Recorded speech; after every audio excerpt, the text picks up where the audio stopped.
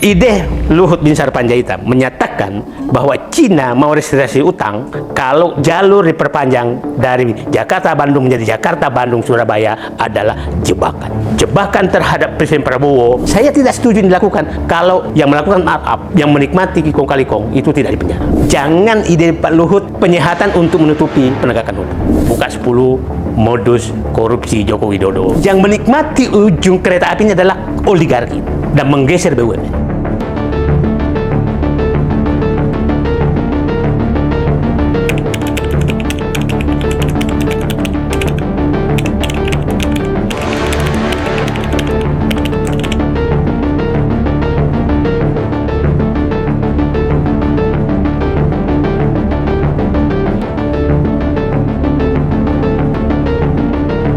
Sama saya di Abraham Samad Speaker. Netizen, seperti biasanya hari ini saya menghadirkan tamu yang luar biasa. Ini sahabat kita semua, Bung Said Didu. Assalamualaikum. Waalaikumsalam. Kalau panggilannya di Sulsel ini Daeng Said Didu. Pak Said, ini gonjang-ganjing lagi nih. Kenapa saya katakan gonjang-ganjing? Tiba-tiba ya kemarin nih Pak Purbaya kan menolak tuh utang WUS untuk dibayarkan di APBN. Dia bilang ya seandainya ada dividennya WUS itu kan masuk di Danantara kan gitu ya. Jadi biarkanlah Danantara yang ngurus itu, nggak perlu harus dibayar oleh APBN. Ini kan banyak orang yang mengapresiasi Pak Said ya, tapi banyak juga orang yang bertanya-tanya, kira-kira seberani apa Purbaya mengungkapkan ini? Apakah sebelumnya dia sudah melakukan koordinasi dengan Pak Prabowo? Kayak gitu, karena ada kalangan yang bilang begini, sebenarnya ini maunya Pak Prabowo, tapi Pak Purbaya disuruh ngomong. Kira-kira kalau menurut Pak Said gimana tuh? Itu saya bilang inilah implementasi dari sikap Pak Prabowo yang otaknya Rambo, hatinya Rinto. Itu implementasinya. Kalau kita lihat di penertiban tambang dan hutan itu yang diminta adalah Syafri Samsudin memakai lembaga lain yang namanya Lembaga Pertahanan Nasional, bukan Menteri SDM, bukan Menteri Kehutanan. Tentang pembenahan BUMN dia minta Rosan. Nah, keuangan ini minta Purbaya. Dan Purbaya menurut saya membuka semua kotak Pandora. Jadi bukan hanya Kementerian Keuangan, kotak Pandora semua dibuka. Jadi saya punya keyakinan bahwa Pak Prabowo ini atas arahan Prabowo. Nah, itu kira-kira yang ini pemahaman saya, dan nggak mungkin lah Purbaya berani kayak gitu. Tapi ini menurut saya adalah blessing in disguise. Oh, blessing in disguise. Karena sebenarnya saya yakin tidak sedalam itu pemikirannya sehingga kotak Pandora kereta api cepat dibuka. Bukan itu tujuannya. Hanya prinsipnya APBN ku amankan gitu lah. Ini semesta alam bekerja ya, Pak Said? Ya, semesta alam bekerja. Pak Said, bagaimana sih sebenarnya modus-modus yang terjadi di kereta api cepat Indonesia-Cina ini? Sebelum itu saya ingin menggunakan meja ini nanti untuk membahas semua modus korupsi yang dilakukan selama Joko Widodo. Tapi mungkin akan bertahap. Khusus dulu. Nah, tapi saya menyatakan dulu 10. Kan begini, Pak Said ya, sebenarnya ini kan udah pernah oleh Jepang. Lebih murah, lebih punya kualitas teknologi yang sudah bisa dipertanggungjawabkan. Karena kan kita tahu bahwa Jepang sudah lama tentang kereta api cepat, Shinkansen kan ada. Kok tiba-tiba Cina yang diterima, bukan Jepang? Itu ini permainan apa nih Pak Said? Jadi ini saya lihat persis ya dengan jalan tol itu semua perencanaan pemerintahan sebelumnya, bukan pemerintahan Jokowi. WUS juga bukan perencanaan Jokowi. Dia cuma mencaplok perencanaan dulu dan dipercepat dengan kemauan pribadi dan tidak mempertimbangkan tentang kerugian negara. Itulah sikap. Jadi sebenarnya bukan Jokowi ya? Bukan. Dan di studi Jepang kan sudah menyatakan bahwa 2 jalur dari studi saat itu Jakarta Surabaya, Jakarta Bandung kan. Dia sudah menyatakan Jakarta Bandung nggak mungkin layak. Nggak mungkin bisa untung ya? Nggak bisa untung. Nggak mungkin bisa break even point. Gitu. Malah dengan suku bunga 0,1% pun dibutuhkan bahwa negara ikut investasi dan tidak diperhitungkan ke dalam aset kereta api cepat. Milik negara, sehingga menjadi layak kan. Nah, tapi kan datang Cina kan dengan menyatakan, dulu kan Jepang kalau nggak salah menyatakan 6,1 miliar dolar. Betul. Datang Jepang menyatakan saya cuma 5 miliar dolar. Yang perlu ini Pak Baram, siapa yang membawa Cina? Kira-kira siapa? Nah, kita tahu yang selama ini yang dekat sekali ditugaskan atau menugaskan diri atau berinisiatif untuk penghubung Cina kan Luhut. Luhut mediatornya. Dari dulu kan dia selalu memasang badan untuk ditugaskan atau menugaskan diri atau inisiatif, saya nggak tahu. Nah, terus Rini Suwandi. Nah, jadi meja ini saya katakan ingin saya gunakan untuk kira-kira karena ini bekas ketua KPK, kalau saya udah ngomong di sini tinggal nangkap doang.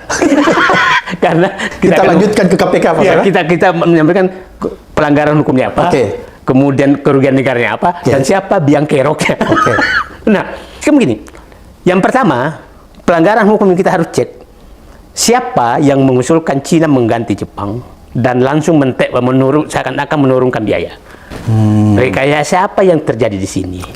Nah, kita harus, Pak Abraham, ini selalu jebakan Cina ke negara manapun di seluruh dunia. Seperti ini. Di Afrika juga ya? Di Afrika. Itu adalah G2B. G dari negara penerima, government. Dia hanya memasang B. BUMN-nya Cina. Kalau Jepang konsepnya G2G. G2G. Ya, government to government. Government to government. Nah, ini selalu Cina G2B. Nah, kita masuk dulu. Siapa yang mengubah itu? Pindah dari Jepang ke Cina. Harus dibuka semua dokumennya. Siapa yang menyatakan bahwa Cina tidak minta jaminan pemerintah? Siapa yang menyatakan bahwa ini B2B? Di proposal awal untuk mengusir Jepang. Ini persoalan hukum dulu nih. Yang kedua, setelah itu, setelah masuk, siapa, dan dibikinlah dulu tuh studi abal-abal oleh Rini Suwandi. Studi abal-abal? Studi abal-abal itu begini. Nah, Pak Abraham sama tahu sekarang, supaya publik paham secara detail. Tempat pemberhentian dulu rencananya itu di Walini. Agar dimasukkanlah harga tanah PTPN naik, supaya dimasukkan sebagai pendapatan tambahan. Sehingga layak, seakan-akan layak. Setelah itu, saya yakin ada lobby. Dulu tuh juga direncanakan di Meikarta berhenti. Ingat proyek Meikarta? Punya Lipo? Nah, datang semua menteri-menteri itu termasuk Luhut. Ya kan? Nah, Luhut, Zulkifli Hasan, banyak menteri datang, inilah kota paling. Itu semua lobby kayak gitu. Nah, ini kita buka semua lah di meja ini. Jadi ada peran oligarki. Nah, setelah itu, batal Walini, pindah ke Kota Baru Parahyangan, tempat berhentinya. Padalarang. Sebenarnya itu Tegal Luar itu Agung Podomoro. Siapa yang melobi sehingga yang menikmati ujung kereta apinya adalah oligarki dan menggeser BUMN. Oligarki kelompoknya siapa ini? Ya oligarki kelompoknya geng SOP lah, Solo oligarki Pacok itulah. Nah, ini kan kita harus periksa semua. Itu terhadap studi kelayakan. Nah, apakah karena studi pemindahan dari Walini berhenti di Kota Baru Parahyangan dan Tegal Luar menyebabkan harga naik? Nah, iya kan? Karena kita tahu bahwa ini kan terjadi kenaikan harga dari 5 miliar dolar menjadi sekitar 7,1 miliar dolar. Nah, 2 miliar dolar dari itu saja. Nah, artinya kalau ini karena lobby, karena itu menyebabkan itu naik, itu enggak. Itu saya belum masuk terhadap satuan per kilometernya. Studi yang disampaikan orang bahwa Cina dengan spesifikasi kereta yang sama di luar negeri, di berbagai negara, itu biayanya hanya sekitar rata-rata 16 juta dolar. 17 sampai 18. 17 sampai 18 juta. Kita 45 kan? Nah, ini yang harus diperiksa. Katanya hampir sampai 52. 52 juta dolar. Coba bayangkan 18 ke 52. Luar biasa markup. Luar biasa markupnya. Nah, sekarang markup itu siapa yang menyetujui? Siapa yang menghitung? Nah, Pak Luhut menyatakan sudah melibatkan BPKP. Kita tahulah BPKP. Semua bisa disetir. Semua bisa disetir. Nah, ini harus dibuka semua. Nah, sekarang lagi rajin sekali membuat narasi baru bahwa ini bukan proyek pemerintah. Katanya B2B. B2B. Padahal itu omong-omong ya? Omong-omong. Itu di 2 kali Perpres 107 tahun 2015. Jelas menyebutkan bahwa ini penugasan pemerintah kepada konsorsium BUMN yang awalnya dibentuk oleh ini Wijaya Karya. Berarti G2G ya sama? Nah, itu pemerintah menugaskan. Nah, Pak Bransal, di Undang-Undang BUMN menyatakan, masih hafal saya pasalnya, pasal 66, menyatakan, apabila pemerintah menugaskan ke BUMN terhadap proyek yang tidak layak, maka pemerintah wajib mengganti semua biayanya ditambah margin yang layak. Nah, ini Pak Purbaya harus baca. Nah, itu kewajiban pemerintah karena penugasan. Karena ini penugasan, jelas-jelas ada tertulis penugasannya. Nah, Impres yang kedua nomor 93 2021 yang menugaskan Luhut Binsar Panjaitan menjadi tim komite kereta api cepat Oke. Anggotanya hari ini Suwandi, Suwandi. kemudian Menteri Keuangan dan Menteri Perhubungan Budi Karya Sumadi, berempat. Apa tugasnya di situ? Pak Jokowi sudah menyadari, ini tolong periksa penjaminan pemerintah, udah diminta menjamin pemerintah. Yang kedua, tolong periksa berapa pantasnya kenaikan harga. Tolong periksa bentuk jaminan pemerintah seperti apa. Tolong periksa berapa bantuan negara kepada BUMN untuk melanjutkan proyek ini. Itu clear tugasnya. Nah, pertanyaannya, kita tidak pernah mendengarkan komite ini laporannya seperti apa. Nah, diperiksa juga bunganya kenapa naik. Nah, yang menarik ya, bunga terhadap dulu Jepang 0,1%, terhadap pinjaman pokok yang belum cost of run, itu jadi 2%, tapi penambahan biaya naik menjadi 3,5%. Ini harus diperiksa semua. Nah, ini menurut saya potensi pelanggaran hukumnya sangat tinggi. Nah, kalau ini tidak ada bentuk tertulis, maka tanggung jawabnya Joko Widodo sebagai inisiator proyek. Tapi kalau atau Pak Luhut tidak melaporkan ke Joko Widodo, maka tanggung jawab tim yang ditugaskan Joko Widodo. Kenapa Anda nggak melaporkan ke Joko Widodo? Tapi saya melihat sekarang, kayaknya Pak Luhut mulai agak lempar bola nih. Dia sudah menyatakan, saya terima proyek ini sudah busuk. Jadi dia mau lempar ke Jokowi. Ke Jokowi. Jadi yang bikin busuk itu adalah Jokowi sama Rini, kira-kira begitulah. Gitu ya. Tapi nggak apa-apa, biarin aja, biar kita lihat. Oke. Jadi berarti kalau Pak Said lihat itu kan yang tadi Pak Said ceritakan itu modus operandinya. Ya. Kemudian kira-kira siapa-siapa orang yang harus bertanggung jawab nih terhadap proyek ini? Kalau ini sangat terang. Sangat terang. Satu, Joko Widodo. Paling di atas ya? Paling di atas. Yang kedua, Luhut bin Sarpanjaitan sebagai penanggung jawab penugasan dua fungsinya di sini. Biasanya kayak orang sering menyatakan dulu beliau duta besar Cina di Indonesia. Itu karena semua hubungan Cina tuh, coba aja Rempang dia turun, pokoknya ada proyek Cina tuh, tambang dia yang turun semua gitu kan. Menteri segala urusan. Nah, terus ya Rini Suwandi menurut saya adalah Menteri Keuangan karena memberikan jaminan dan membiarkan pembengkakan anggaran yang mulai negara tanpa evaluasi apapun. Yang kelima adalah Menteri Budi Karya, kenapa bisa berubah studi kelayakan? Jangan dulu Pak Said. Menteri Keuangannya pada saat itu siapa? Sri Mulyani. Jadi dia juga harus bertanggung jawab. Harus bertanggung jawab. Nah, setelah itu ya menurut saya ya DPR juga bertanggung jawab karena semangat DPR saat itu tinggi sekali untuk mendukung proyek ini. Gitu. Jadi mulai dari Pak Jokowi penanggung jawab utama ya, di atas ya. Di atas. Kemudian ada Luhut, ada Rini, ada Menteri Keuangan, ada Budi Karya sebagai Menteri Perhubungan. Nah, Budi Karya Sumadi ini memang sepertinya ditugaskan untuk menggolkan karena Jonan melawan. Diganti oleh Budi Karya. Ini kan banyak spekulasi yang berkembang pada saat itu ya, bahwa Jonan itu tidak setuju katanya ya. Sehingga dia diganti oleh Menteri Perhubungan yang baru pada saat itu Budi Karya, sehingga gol lah proyek ini. Tapi kalau menurut pengalaman nih Pak Said sebagai orang pernah lama di BUMN, apakah memang proyek ini sama sekali, kalau kita lihat dari segi finansial ya, itu memang dari awalnya sudah berpotensi merugikan keuangan negara? Sangat berpotensi karena studi kelayakannya sama sekali nggak layak. Dan begini Pak Abraham, Pak Abraham paham betul bahwa BUMN atau perusahaan manapun tidak boleh melaksanakan proyek yang pasti rugi. Tidak boleh, karena itu melanggar undang-undang perpajakan. Orang yang kalau diizinkan orang melanggar membayar proyek rugi, maka orang merancang itu dan mengambil keuntungan di proyeknya dan dibangkrutkan. Jadi itu memang yang menjadi filosofi BUMN, tidak boleh melaksanakan. Tidak boleh sama sekali. Nah, tidak boleh. Nah, itulah kenapa kalau ada proyek rugi dikasih subsidi supaya menjadi layak. Dikasih PSO supaya menjadi layak. Gitu. Nah, itu prinsip. Jadi tidak mungkin. Jadi berarti kalau begitu menurut dugaan Pak Said sebenarnya dari awal sudah bisa terbaca bahwa proyek ini sebenarnya tidak bisa untung, tidak bisa break even point dalam kurun waktu yang tidak terlalu lama. Ini kan break even point-nya kalau menurut Faisal Basri itu sampai ratusan tahun kan. Jadi sebenarnya bisa dikatakan itu merugi ya, kemahalan dan lain sebagainya. Tapi tetap dipaksakan. Kira-kira kenapa sampai tetap dipaksakan? Kira-kira ada nggak di balik ini semuanya? Misalnya ada kong-kali kong komisi dan lain sebagainya. Saya sangat susah dibantah bahwa ini terjadi kong kali kong. Saya ingin menyampaikan modus kong kali kong seperti apa sih? Yang bisa terjadi? Ya. Pengalaman Pak Said gimana? Nah, pengetahuan saya. Di Indonesia G. Government. Ini susah mengambil di sini. Di sana B. Bisnis. BUMN Cina. B-nya Cina kerjasama dengan lagi bisnis di Indonesia, yaitu BUMN dan subkontraktor. Jadi kalau mau mengambil, tidak mengambil karena uang ini tidak pernah masuk ke kas negara loh. Nggak pernah lewat masuk ya? Nggak pernah. Oke.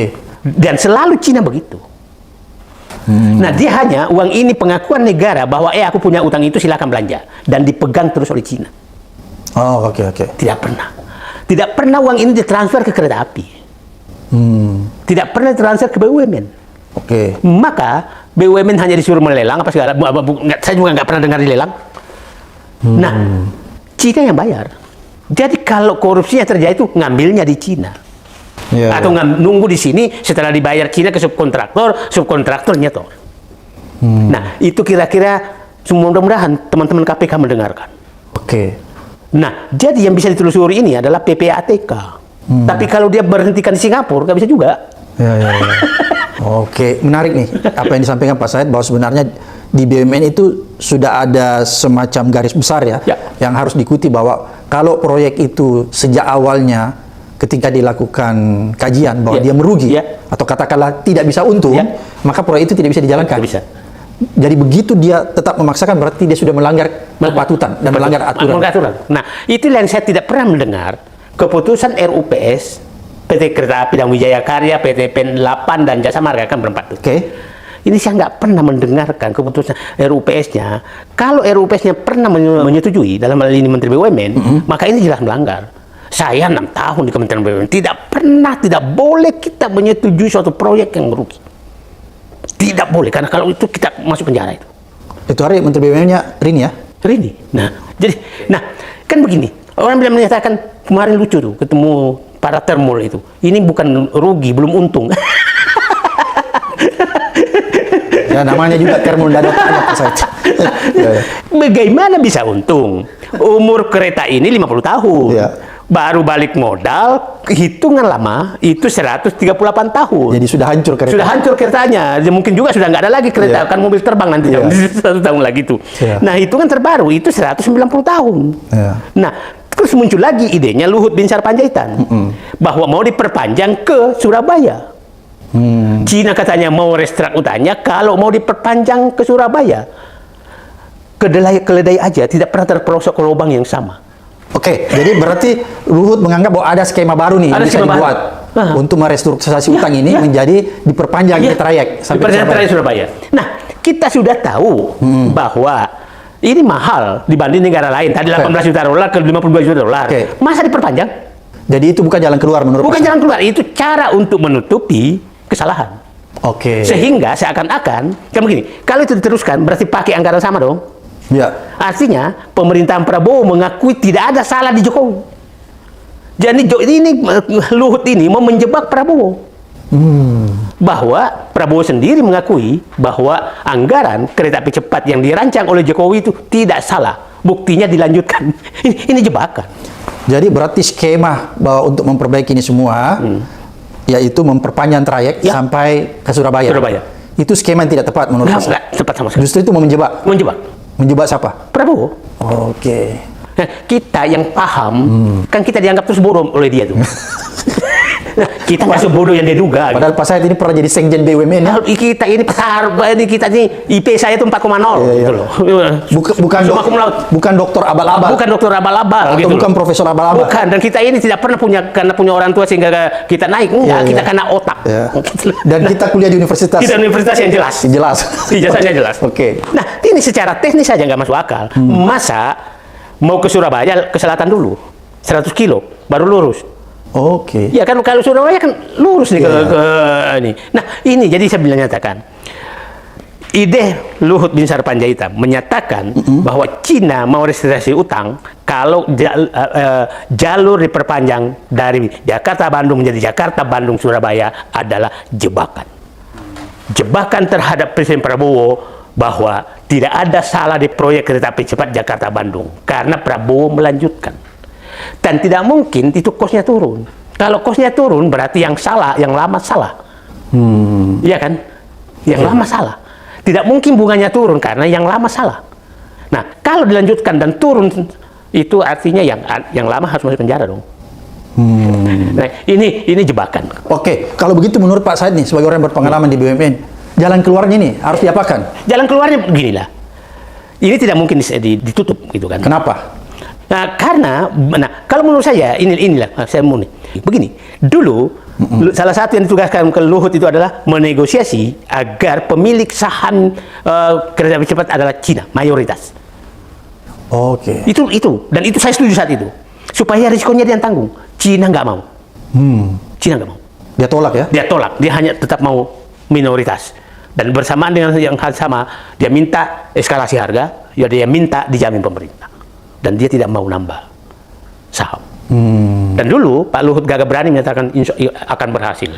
Akan berhasil menaikkan saham, akan berhasil menurunkan bunga. Malah naik dari 2 menjadi 3,5. Ya ini kan bunganya jadi naik. Naik.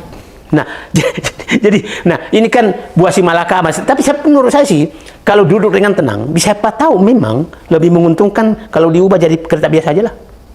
Oke. Jadi ada cara lain sebenarnya. apa itu Pak Said? Di kereta api itu, rel kereta itu kan punya negara. Dan kereta hanya menyewa. Rel itu, rel yang biasa seluruh. Ya, ya. Satu-satunya rel milik kereta api adalah kereta api cepat. Jadi kalau cerdas sedikit, maka jadikan rel itu milik negara. Maka di neraca kereta api itu keluar. Maka menjadi kosnya menjadi kecil. Ya, ya, ya. Tapi saya nggak setuju itu kalau yang salah tidak dipenjarakan. Oke, karena kan begini tadi kalau kita lihat yang apa yang dijelaskan Pak Said di situ ada pelanggaran hukum. Ada. Makanya itu harus dilanjutkan ya. Iya, jadi 2 agenda menurut saya. Periksa pelanggaran hukumnya, hidupkan ini dengan restrukturisasi permodalan, bukan utang. Oke, dijadikan modal ya. Dijadikan modal. Nah, karena kalau ini rel dimasukkan sebagai aset negara, bukan aset kereta api, maka kosnya turun kan. Oke. Tapi saya ulangi lagi, saya tidak setuju dilakukan kalau yang melakukan markup, yang menikmati kong kali kong itu tidak dipenjara. Jadi menurut Pak Said ini harus didorong dulu masuk ke penegakan hukum, Ya. baru kemudian kita melakukan skema yang tadi Pak Said katakan. Betul. Karena itu bisa menyelamatkan sedikit. Jadi skemanya harus mendahulukan penegakan hukum, baru penyehatan. Oke. Jangan ide Pak Luhut untuk penyehatan untuk menutupi penegakan hukum. Oke, berarti kalau begitu sebenarnya tanpa dilaporkan pun secara langsung harusnya aparat penegak hukum sudah mulai melakukan penyelidikan ya, karena ini sudah terang benderang ya. Penegak hukum udahlah periksa aja. Satu kan korupsi ya Pak, mohon maaf bukan melanggar hukum, merugikan negara, menguntungkan diri sendiri atau orang lain. Kan 3 ini ya kan. Melanggar hukum sudah. Saya tidak pernah mendengarkan proyek ini dilelang. Itu kesalahan pertama ya. Ya, itu pasti melanggar hukum. Oke. Yang kedua, penaikan anggaran itu saya tidak pernah mendengarkan siapa tim negosiasinya dan dilelang seperti apa. Berarti tidak ada transparansi dan akuntabilitas ya? Tidak ada. Saya ini Pimpro 10 tahun. Dan penaikan sedikit itu harus ada keputusan pemerintah, bukan Pimpro yang menentukan. Yang ketiga, saya tidak pernah mendengarkan siapa Pimpronya ini. Jadi sengaja dibuat gelap dari awal ya? Ini gelap. Oke. Nah, itu dari si pengelolaan. Yang kedua, tadi diperiksa siapa yang menyetujui Jepang ke Cina, siapa menyetujui sehingga bunga dari 0,1 ke 2, siapa menyetujui anggaran sehingga melompat dari 5,1 miliar ke 7,1 miliar, ya kan, dan sangat mahal. Nah, itu siapa yang menyetujui? Kenapa disetujui? Siapa yang menyetujui spek teknisnya? Siapa yang menyetujui sehingga berubah dari berhenti di Walini menjadi berhenti di di milik oligarki, yaitu Kota Baru, Parahyangan, dan Agung Podomoro. Oke, jadi kalau saya lihat ini Pak Said ya, yang apa tadi Pak Said ceritakan ini kan modusnya luar biasa ya. Banyak sekali melibatkan pihak-pihak terkait. Tapi modus dilakukan oleh orang bodoh menurut saya. Yang sok pintar. Ini gampang kok Jadi membukanya. makanya saya mau bilang begini, sebenarnya kalau kita lihat modusnya ya, modus operandinya ini masih tradisional. Ya. Jadi bukan masuk kategori white collar crime ya. Bukan. Oleh karena itu aparat penegak hukum lebih mudah sebenarnya, lebih gampang ya. Gampang sekali. Tinggal ada tidak kemauan. Nah, betul. Oke, Pak Said, kalau misalnya nih kita berandai-andai, kalau ini misalnya apa konsekuensinya kalau misalnya ini terus dipaksakan ya, dipaksakan terus jalan tanpa ada skema baru yang dibuat. Katakanlah tadi ada skema yang tadi disampaikan oleh Pak Luhut, tapi itu kan susah mau direalisasikan. Kalau misalnya tanpa skema, kemudian pemerintah juga sudah menolak membayar utang ini, apa yang bakalan terjadi nih? Yang terjadi itu seluruh rakyat Indonesia menanggung kerugian ini. Oke. Karena begini, ini kan pendapatan hanya 1,5 triliun. Oke. Operasional 2,6 triliun, 1 triliun per tahun baru bayar bunga.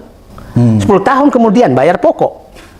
Maka bagaimana Anda merasakan untung di minus? Jadi tiap tanah 10, nanti akan 5 triliun setelah bayar pokok, 5 triliun ruginya per tahun. 5 triliun per tahun. Kalau tidak ada penyelesaian yang tadi rekayasa modal, pemilikan modal, maka seluruh rakyat Indonesia menanggung utang itu. Yang kedua, seluruh penumpang kereta api akan menanggung, karena kereta api untuk selamat maka dia harus naikkan tiket di seluruh. Itu tadi yang saya takutkan, makanya saya tanya Pak Said, jangan sampai nanti jalan keluar yang gampang dia lakukan, dia naikkan tiket. Ya, pasti. Berarti rakyat yang dirugikan. Rakyat yang dirugikan. Ya, ingatkan idenya Pak Luhut, supaya WOS bisa untung maka Parahyangan harus tutup. Kalau perlu masih kurang, tutup jalan tol ke Bandung. Wah, jadi ini yang berbahaya, jangan sampai Parahyangan ditutup secara total ya. Ya. Itu demi WOS kan. Ini kan dia sudah tutup separuh, misalnya tinggal berapa kali. Ini nanti dia tutup total. Dulu kan Pak Luhut bilang tutup Parahyangan. Supaya orang beralih. Ya masih kurang, tutup aja tol sekalian. Jadi ini memang cara radikal, keputusan bodoh ditutup dengan cara radikal. Oke, berarti yang kita khawatirkan nih kalau tidak ada jalan keluar, ini nanti rakyat menanggung lagi ya dengan dinaikkannya tarif ya. Ya pasti. Jadi kita menanggung utang yang mahal, karena itu pasti utang dijamin negara. Di operasional rakyat menanggung kenaikan. Coba begini Pak Abraham, kita ke Surabaya kadang-kadang sudah lebih murah naik pesawat daripada kereta loh. Oh betul. Ya. Nah ini dampak semuanya, dampak semua daripada itu. Nah ini bisa terjadi. Oke, apakah tidak ada kemungkinan dampak yang lebih berbahaya lagi Pak Said? Misalnya begini, kalau kita terus tidak bisa membayar utang, kita cuma bisa membayar bunganya, terus jatuh tempo nih. Apakah ada konsekuensi yang membahayakan negara kita terhadap kedaulatan negara kita kepada Cina? Misalnya apa kayak di situ? Kan kita nggak tahu apa yang dijaminkan ini. Jadi gini, kita harus mengingat peristiwa dan kejadian sama ya. Peristiwa bersamaan ide pada saat memberikan Cina ide menjual bandara. Izin menjual bandara, dan itu selalu dilakukan oleh Cina di negara manapun. Iya, itu terjadi di Afrika juga. Di Afrika. Nah, dia mengambil alih ya. Mengambil alih. Jadi pada saat Pak Mahfud MD menyatakan dia mengincar Natuna, saya bilang enggak, yang diincar tuh bandara Cengkareng. Karena di situ menguntungkan. Nah, itu dilakukan. Dan saya yakin masuk skenario. Itulah yang saya katakan. Ini coba bayangkan, bunga 3,5%, mahal kayak begini, ya kan? Nah, kok kita harus nanggung, terus kita terancam terus itu. Itu Natuna masih terlalu. Ya dia kemungkinan Cengkareng mau diambil. Itu bersamaan dulu, dan idenya juga dari Menteri Perhubungan. Ya, jadi itu yang lebih berbahaya lagi. Lebih berbahaya. Bisa aset-aset negara menjadi lepas ya? Aset-aset negara yang menguntungkan, yang diincar. Yang diincar ya? Bayangkan sebagai kompensasi. Sebagai kompensasi. Dan di banyak negara itu udah terjadi ya? Misalnya bandaranya diambil alih kan? Pengelolaannya. Diambil pengelolaannya. Oke, kalau begitu, kan tadi Pak Said katakan bahwa skema misalnya memperpanjang rel itu kan skema menjebak Pak Prabowo. Ya. Jadi harus ditolak. Kan? Tidak boleh lagi diwacanakan. Kalau mau dipisahkan, ini diselesaikan dengan tadi penjarakan orang yang salah, rubah struktur modal, ya kan Pak? Nah, bangun jalur lain dilelang Jakarta Surabaya, bukan ini yang dilanjutkan. Jalur baru ya? Jalur baru dengan skema baru, dengan pembiayaan baru. Gitu. Pakai skemanya Jepang. Pakai skemanya Jepang, itu masih bisa menguntungkan. Tapi begini lah, di negara manapun tidak ada kereta api cepat untung. Oke, karena begini, pengalaman di negara-negara maju saja Pak Said ya, itu dia tidak mengembangkan kereta api cepat. Karena itu adalah high cost sebenarnya ya. Amerika saja dia baru kembangkan ini, tapi sudah 15 tahun tidak selesai-selesai, hanya Jepang aja itu kan. Jadi orang menghindari itu. Australia yang begitu besar kan tidak ada kereta. Karena dia sudah hitung kalau dia kembangkan ini high cost juga, bisa rugi negara ya. Oleh karena itu menurut Pak Said, ketika perencanaan ini dilakukan oleh pemerintahan Jokowi, memang ini ada faktor-faktor di luar yang kita tidak pahami ya. Yang mungkin bisa disebut tadi yang Pak Said bilang ada kong kali kong sebenarnya. Ada keuntungan yang bisa diraih secara personal dari orang tertentu. Jadi ya itulah, kalau sesuatu diserahkan ke bukan ahlinya dan merasa pintar, ya itu nasibnya kayak begini. Dan mungkin disangkanya bahwa kita semua lebih bodoh dari mereka. Dan hanya mereka yang tahu. Mereka yang tahu gitu. Jadi kalau saya kan melihat begini Pak Said, jangan-jangan memang proyek ini sengaja diciptakan untuk menarik keuntungan. Ada orang mau melakukan korupsi kan di situ dengan adanya proyek ini. Karena kan kalau tidak ada proyek itu kan nggak bisa. Kira-kira kalau menurut Pak Said, ada nggak dugaan-dugaan ke sana? Saya susah membantah. Saya katakan, ya ini, saya bilang ada 10 modus seperti ini yang dilakukan oleh Joko Widodo. Satu adalah infrastruktur. Jalan tol juga begitu. Jalan tol itu, Pak Abraham, itu anggaran biayanya naik 3 kali lipat sejak Joko Widodo. Biaya pembangunan jalan tol. Dari 80 miliar per kilometer yang dalam kota, sekarang menjadi dalam kota itu 300 miliar per kilometer. Kong kali kongnya di mana di situ? Itu pembelian ruas tol swasta dan mafia tanah. Nah, yang kedua, utang.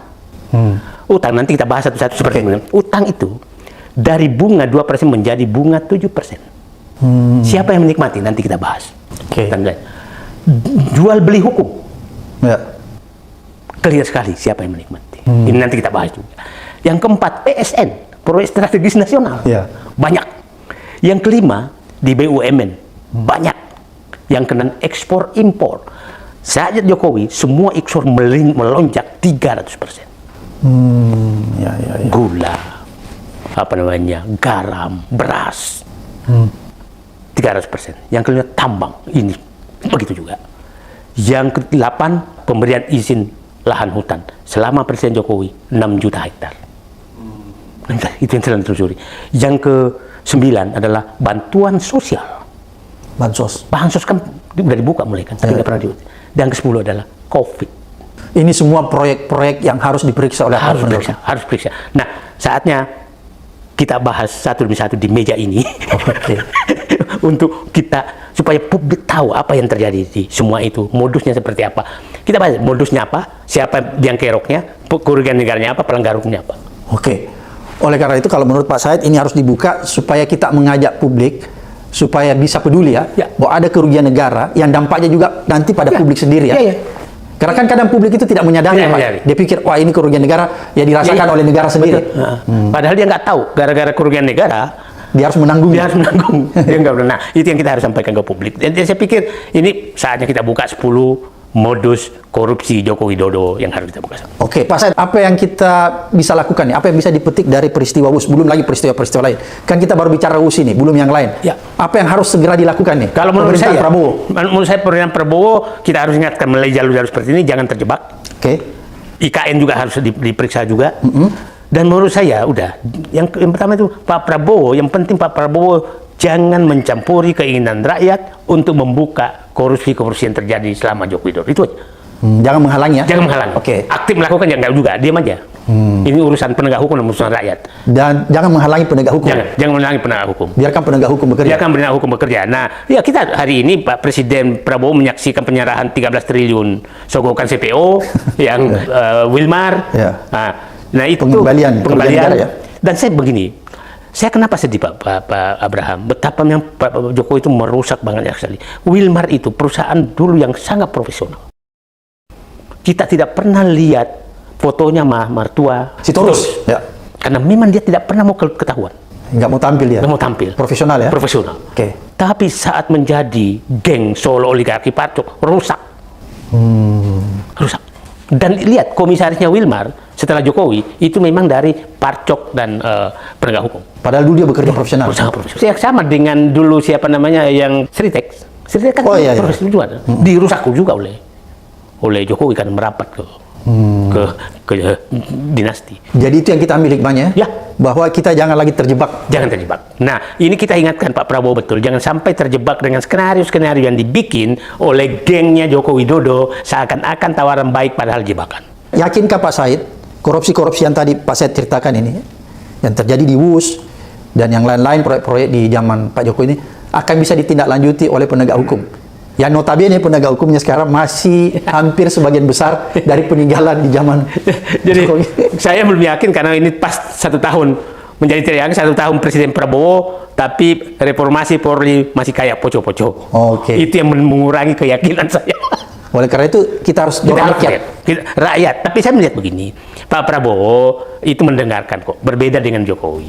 Pak Abraham, kita di meja ini kita bahas tentang IKN dia lakukan, kita bahas tentang bahwa PSN cabut, kita bahas bahwa korupsi segera diberantas dia lakukan, kita bahas tentang agar aset-aset negara diambil dilakukan. Jadi menurut saya ada harapan. Tinggal satu aja, kenapa reformasi Polri poco-poco.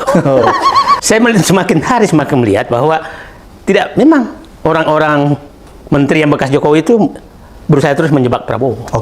Tadi kita jelaskan tentang bagaimana Luhut menjebak tentang kereta api cepat. Memperpanjang. Yang kita menarik ini jebakan-jebakan Bahlil ini hampir setiap hari. Apa itu terjadi? Nah, jadi gini, Bahlil sekarang, dulu kan Bahlil bersama Pak Luhut sudah berhasil tanda kutip membagi-bagi tambang. dengan bungkus hilirisasi. Hilirisasi. Masuklah tambang Cina semua macam-macam dan hampir habis. Sekarang ada lagi yang lebih menarik. Apa itu modus?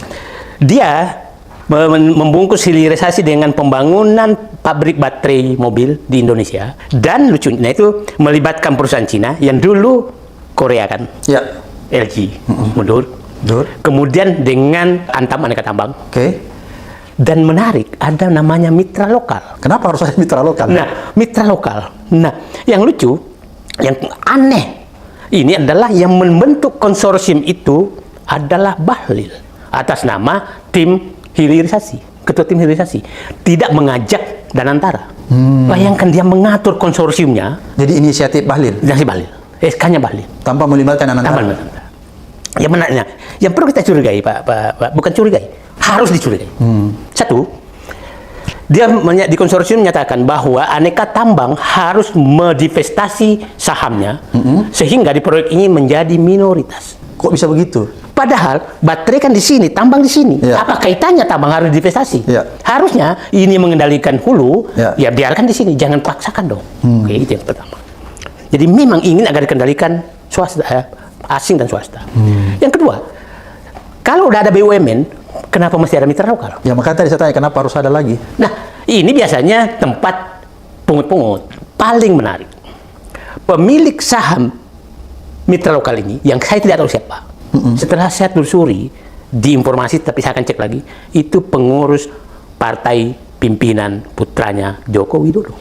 PSI ya? PSI. Pengurus partai. Pengurus pusat? Saya belum cek. Oke. Nah, bisnisnya di Sulawesi. Kita baca kenapa ada perpindahan gitu-gitu.